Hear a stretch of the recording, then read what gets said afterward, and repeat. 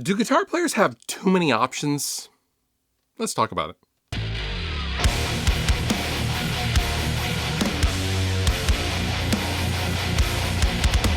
It seems like with every iteration or every new release of literally anything in the guitar world, whether that is a guitar, a processor, a microphone, a preamp, an amplifier, a guitar pedal especially, it seems like everything is getting smaller and the goal is to pack as many features and options as possible with any of those things. And I feel like the modern guitar player is smacked in the face and is drinking from a fire hose with options. And I feel like even me, I'm sometimes getting option paralysis with even the most simple stuff. And I'm just kind of wondering what the long-term effects of that might be. Not to go totally old man yells at cloud here, but, historically speaking, I'm not even gonna say when I was a kid, but historically speaking,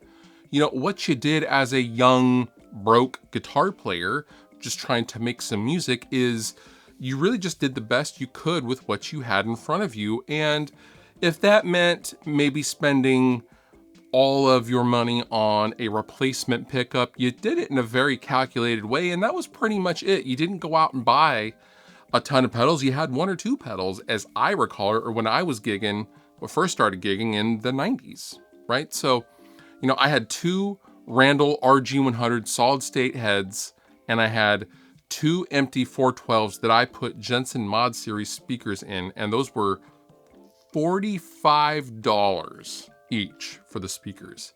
And I could afford that, and I might even borrowed it from my dad, I don't know, the money, but that was my setup. That's what I had. I couldn't afford a noise gate. I might have had a tuner, but really, as I recall it, I had a single volume pedal, and that was my channel switcher. I just didn't have much, but I made it work. Conversely, with an amplifier, I mean, rarely did you ever see anything, even in the 80s, like the PVVTM, right? The PVVTM had a bunch of dip switches in the middle, and you could basically turn certain mods on and off. That was insane at the time, but it also did make it very customizable, and one amp could sound totally different than the next if it had, a series of different mods engaged or not engaged. And really, I think the idea of having options within a given piece of gear really starts in the digital realm with the rack gear of the 80s, and then through the 90s, you start to see more and more options, i.e. channels and then per channel options, kind of integrate into the amplifiers. The Mesa Boogie Mark series, for example, has had a bonkers amount of options since its inception, really, comparatively to what else was coming out whenever a given series iteration, Mark III, Mark IV, was coming out. You know what I mean? So then you roll into the early 2000s and you have, the Line 6 Pod. And suddenly we could have a Soldano amp with an Angle 412 with a Royer 121. You could never even afford the 121, let alone the cabinet or the amplifier in real life. But this digital thing that sounded, good enough at the time, it was fine and used on a ton of records. Now all of a sudden, everyone wants options. Everyone wants options. They want all of the colors. They want the biggest crayon box possible for less and less money in a smaller and smaller package. And here we are today.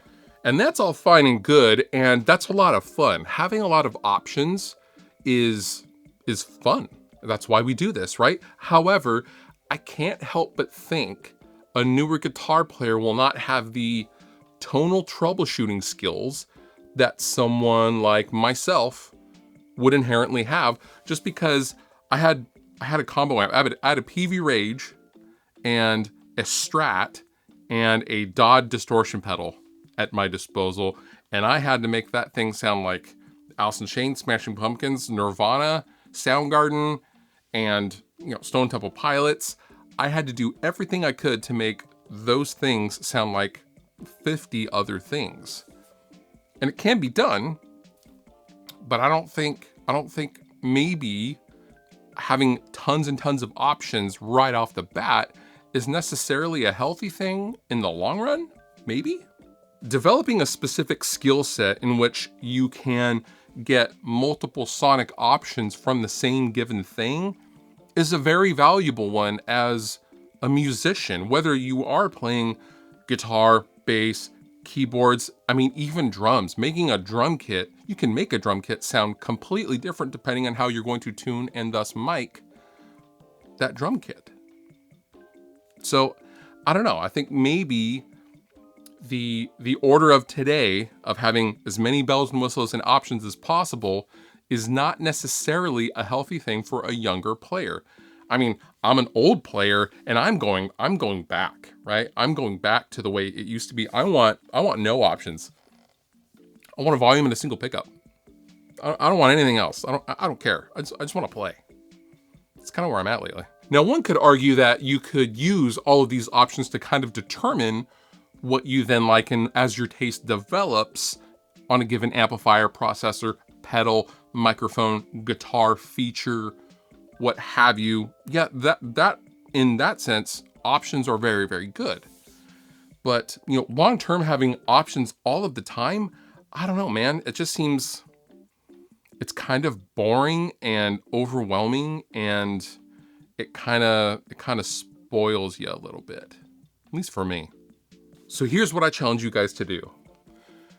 Any given processor or any given amplifier or any given guitar that you have, see if you can go a week or 2 weeks without touching any of these settings. Let's say you have a Kemper or a Neural DSP Quad Cortex.